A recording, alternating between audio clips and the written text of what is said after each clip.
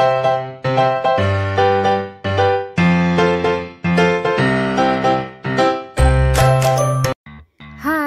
welcome back to my channel. Balik lagi di channel Jas Nadine.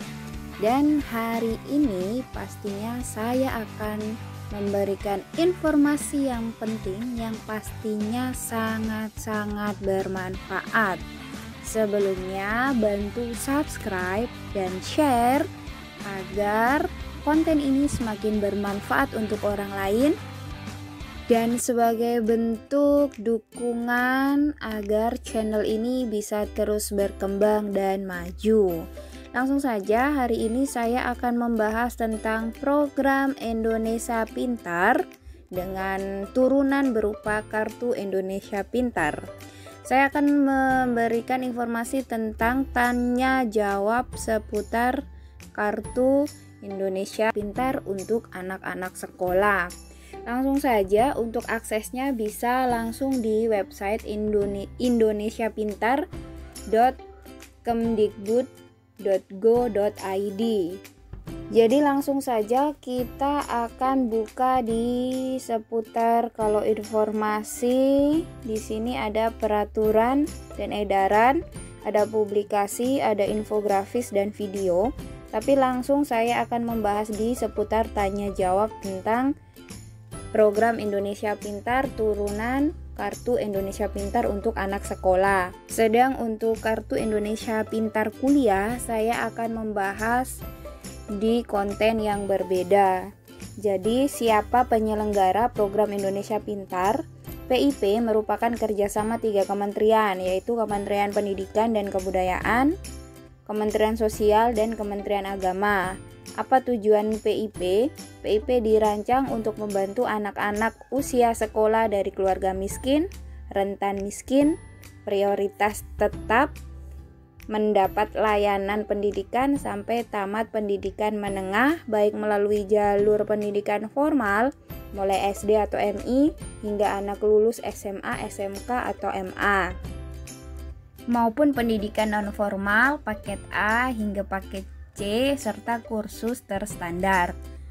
Melalui program ini, pemerintah berupaya mencegah peserta didik dari kemungkinan putus sekolah dan diharapkan dapat menarik siswa putus sekolah agar kembali melanjutkan pendidikannya.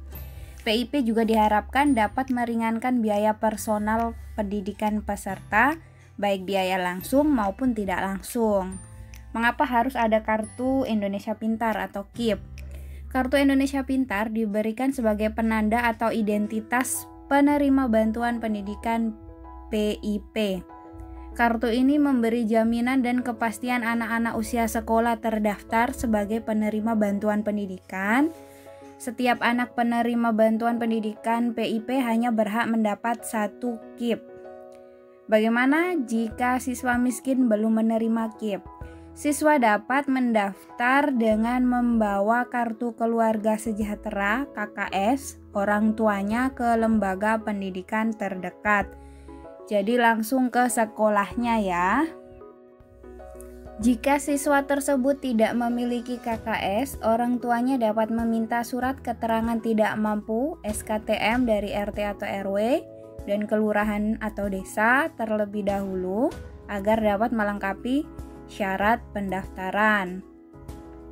Kemudian syarat pendaftarannya nanti saya akan informasikan, dan berapa besaran dana manfaat PIP. Peserta didik SD MI paket A mendapatkan Rp450.000 per tahun. Kemudian peserta didik SMP MTS atau paket B mendapat Rp750.000 per tahun, dan peserta didik SMA, SMK, MA paket C mendapatkan Rp1.000.000 per tahun. Detail jumlah untuk kelas akhir di setiap jenjang dapat dibaca di petunjuk pelaksanaan PIP Kemdikbud tahun 2016. Jadi ini syaratnya masih dibuat di tahun 2016 dan bisa berlaku sampai sekarang. Kemudian, apa kewajiban peserta didik penerima dana PIP? Yang pertama, menyimpan dan menjaga Kartu Indonesia Pintar dengan baik. Yang kedua, PIP merupakan bantuan pendidikan dan dana manfaatnya harus digunakan untuk keperluan yang relevan. Misalnya apa? Untuk pembelian sepatu, buku, tas, dan alat-alat tulis. Yang ketiga, terus belajar dan bersekolah, tidak putus sekolah, dengan rajin, disiplin, dan tekun. Berarti kalau mungkin diketahui beberapa kali absen atau tidak datang ke sekolah, berarti bisa jadi kewajibannya untuk penerima dana itu dicabut. Untuk apa saja penggunaan dana PIP? Nah, ini dana PIP dapat digunakan untuk membantu biaya pribadi peserta didik seperti membeli perlengkapan sekolah atau kursus, uang saku dan biaya transportasi, biaya praktek tambahan serta biaya uji kompetensi. Dan bagaimana jika KIP hilang atau rusak? Kartu menjadi tanggung jawab pemilik. Jika KIP hilang atau rusak, pemilik kartu dapat segera menghubungi kontak pengaduan PIP. Untuk mengganti kartu baru, pemilik wajib memberitahukan nomor KIP dan menyertakan identitas diri. Dan apakah ada lembaga yang mengawasi pelaksanaan PIP? Ada. Selain pengawasan internal sekolah atau lembaga pendidikan, pengawas eksternal dilakukan oleh Badan Pemeriksa Keuangan (BPK), Inspektorat Jenderal (Itjen), Kementerian Pendidikan dan Kebudayaan, dan Badan Pengawasan Keuangan dan Pembangunan (BPKP). Masyarakat juga dapat membantu pengawasan PIP dengan melaporkan hal yang dianggap tidak sesuai ke kontak pengaduan. Nah, di sini ini dia untuk pertanyaan dan pengaduan PIP atau KIP. Silakan hubungi Kementerian Pendidikan dan Kebudayaan di laman pengaduan.pip.kemdikbud.go.id atau SMS ke 0857 7529 5050 atau di 0811976926 dengan format provinsi, tagar kabupaten atau kota, tagar nomor KIP, tagar nama penerima, tagar isi pesan, atau email di pengaduan@kemdikbud.go.id di telepon 02157033003 atau 57903020 dan untuk unit layanan terpadu di ult.kemdikbud.go.id, lapor di lapor.go.id di SMS 1708.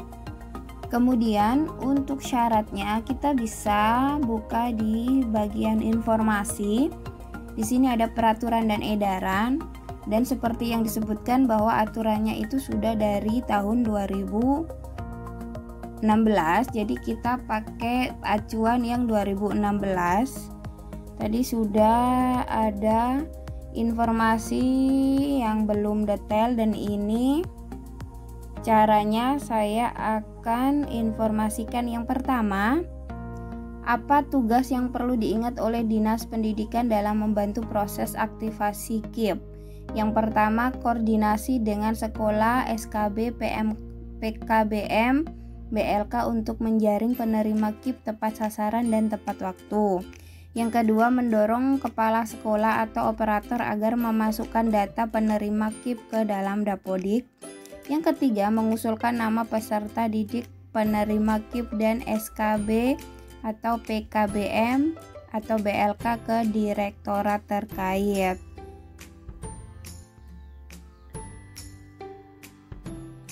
Nah, dari sini ada cara mendapatkan Kartu Indonesia Pintar. Yang pertama, kita harus mempersiapkan beberapa berkas.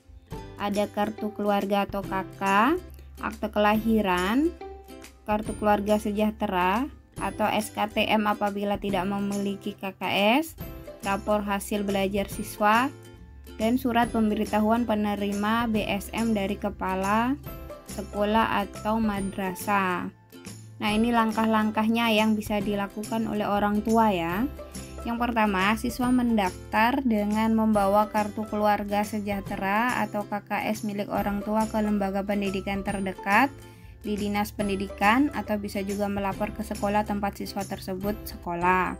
Jika siswa tersebut tidak memiliki KKS, orang tua dapat meminta surat keterangan tidak mampu SKTM dari RT RW dan kelurahan desa terlebih dahulu agar dapat melengkapi syarat pendaftaran. Setelah itu, sekolah atau madrasah akan mencatat data siswa calon penerima Kartu Indonesia Pintar untuk dikirim atau diusulkan ke Dinas Pendidikan, Kementerian Kabupaten atau kota setempat. Dinas Pendidikan atau Kementerian Agama Kabupaten atau kota mengirim data rekapitulasi pengajuan calon penerima KIP ke Kemendikbud atau Kemenak. Nantinya sekolah akan mendaftarkan calon peserta KIP ke aplikasi data pokok pendidikan atau Dapodik. Sekolah yang berada dalam naungan Kemendikbud wajib memasukkan data calon penerima KIP dalam Dapodik. Kemendikbud atau Kemenak akan mengirimkan KIP kepada calon penerima KIP yang lolos seleksi. Dan ini bantuan yang akan diterima berupa dana besar yang telah ditentukan sesuai tingkatan pendidikan sebagai berikut. Tadi saya sudah sampaikan ya. Kemudian ini adalah peran lembaga pendidikan Kartu Indonesia Pintar. Apa fungsi lembaga pendidikan untuk penerima KIP? Yang pertama, lembaga pendidikan formal dan non-formal akan melayani peserta didik atau orang tua untuk mendaftarkan KIP ke data pokok pendidikan dasar dan menengah Dapodik.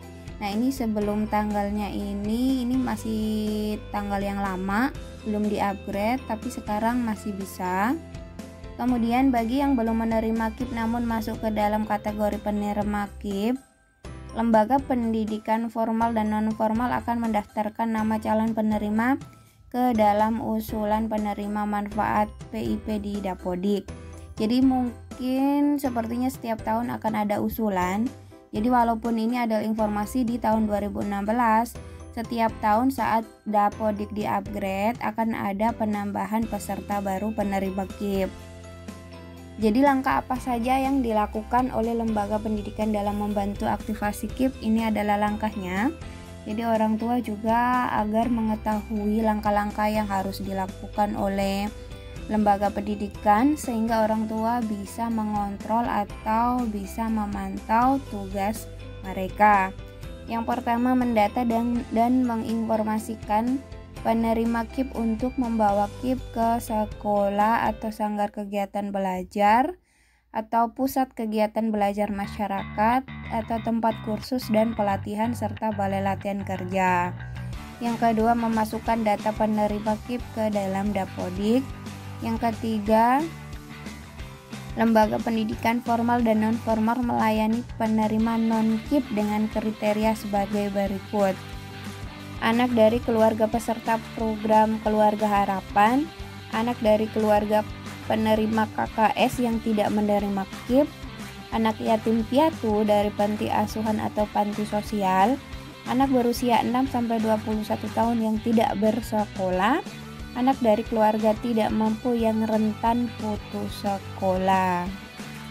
Dan yang keempat, khusus untuk SKB, PKBM, BLK, agar segera mengusulkan penerima KIP atau usulan nama penerima manfaat PIP langsung ke Dinas Pendidikan. Nah, itu saja informasinya. Saya pikir ini informasinya yang sangat bermanfaat.